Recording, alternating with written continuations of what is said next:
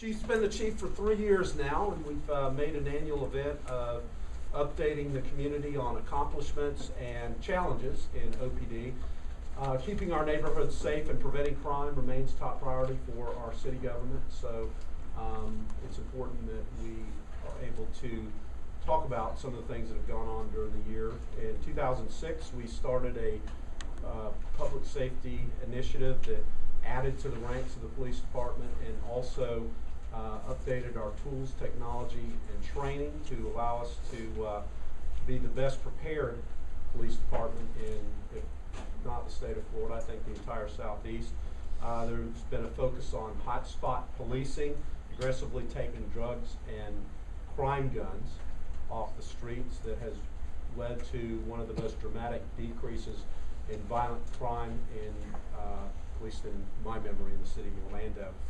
Our former police chief, Chief McCoy, used to say that if you're not doing drugs or you're not around holding drug money or involved in drugs, that you are not likely to be the victim of a homicide.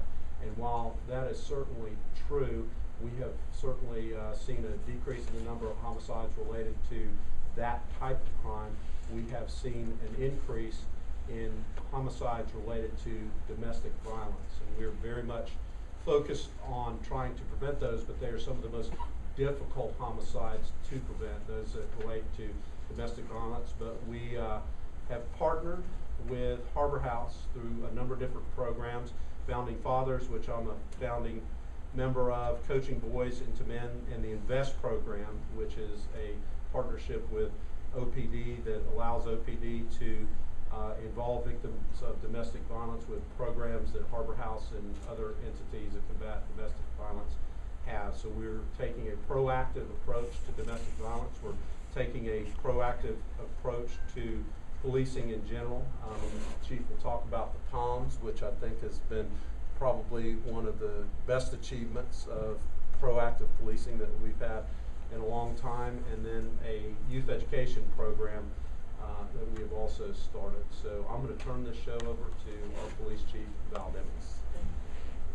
Our rule and regulation 200-1 standards of conduct states that employees shall not engage in any conduct which constitutes neglect of duty, conduct unbecoming an officer or city employee, or any act which is likely to adversely affect the discipline, good order, or reputation of the police department. This agency has been in existence for 135 years. We have enjoyed a wonderful reputation, which we will do anything and everything it takes to protect it.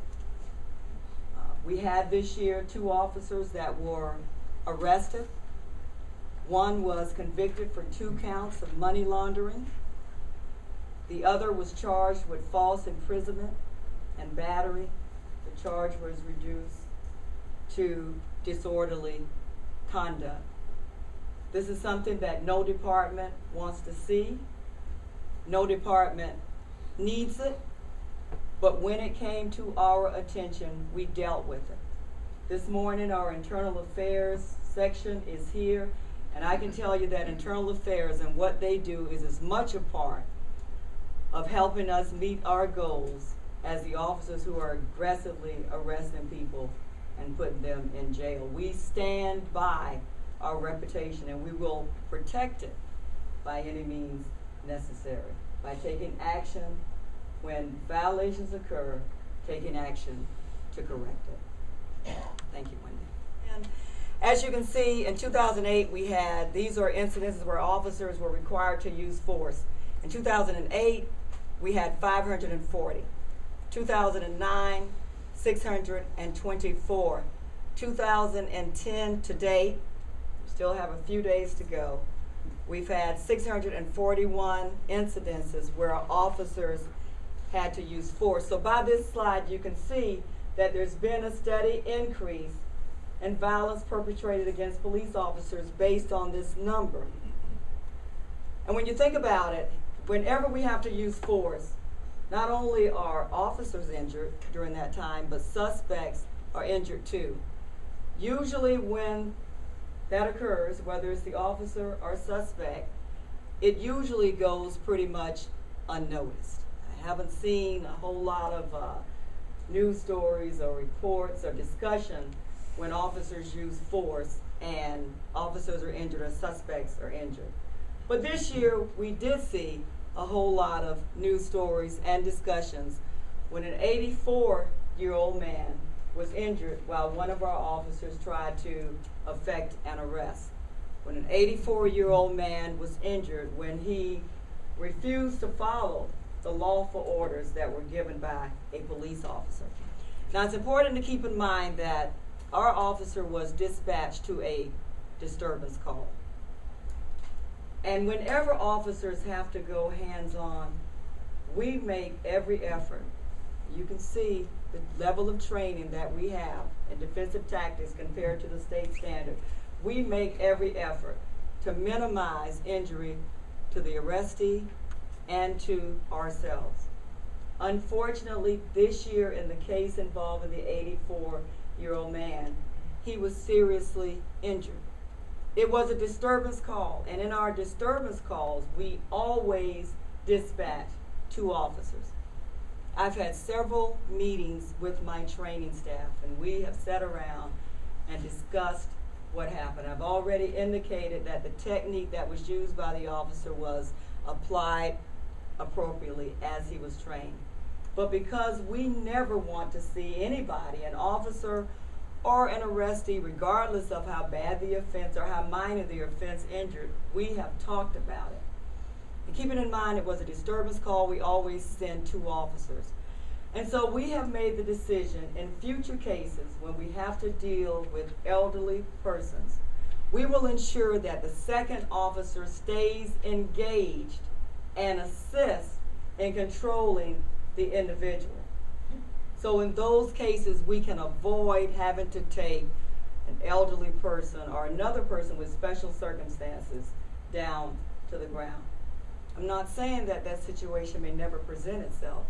What I'm saying is that we will make sure the second officer stays engaged and assists in controlling the subject until the arrest is completed.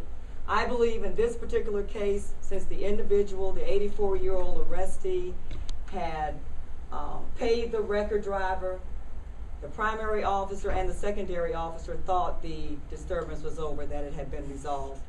We now know that that was not the case. Thank you. Next slide. If cops fire, are we safe?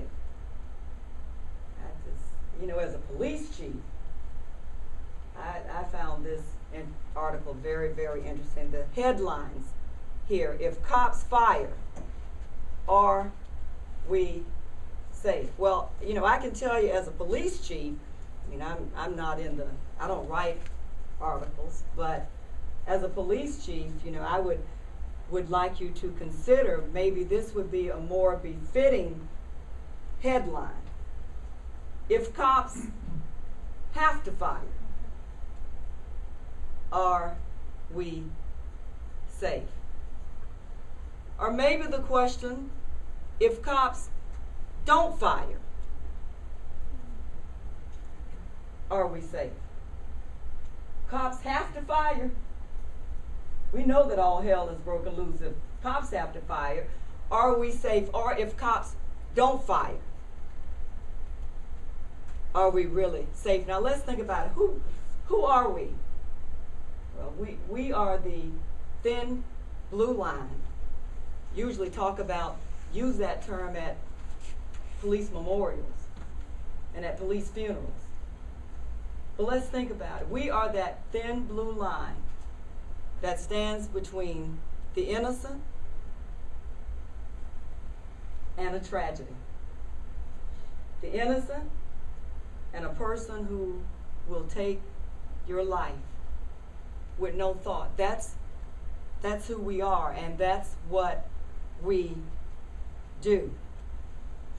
And if you think about it, if a person out there is bad enough to pull a gun on a police officer, then I can tell you the average citizen probably is not safe. I mean, if you're big and bad enough to pull the gun on a law enforcement officer, chances are the average citizen is not safe.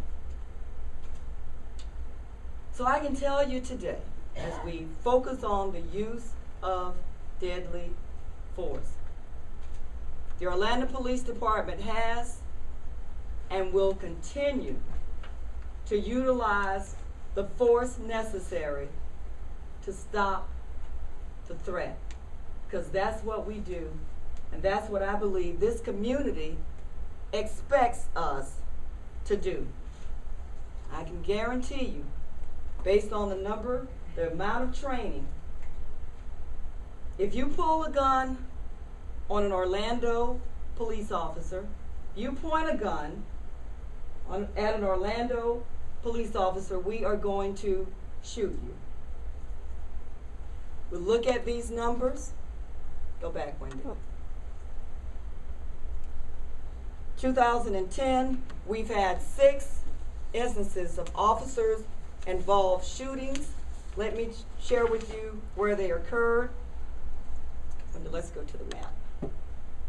First one, 300 block of North Orange Avenue. Second one, Universal Boulevard and Vineland Road. Third one, 2100 block of Lake Deborah Drive. Fourth one, 10,000 block of Lee Vista. Fifth one, Hiawassee Road and Colonial Drive. Sixth one, 2900 block of East Colonial Drive.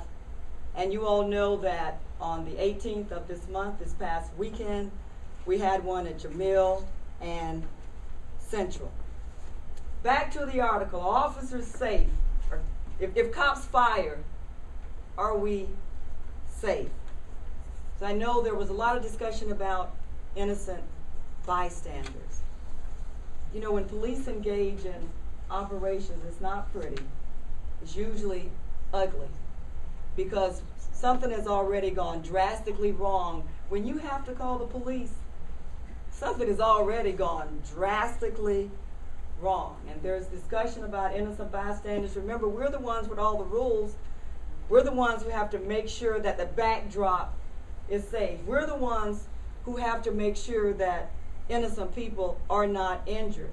The suspect can wave his gun all around and fire off all the rounds he wants to, recklessly, without regard for anybody.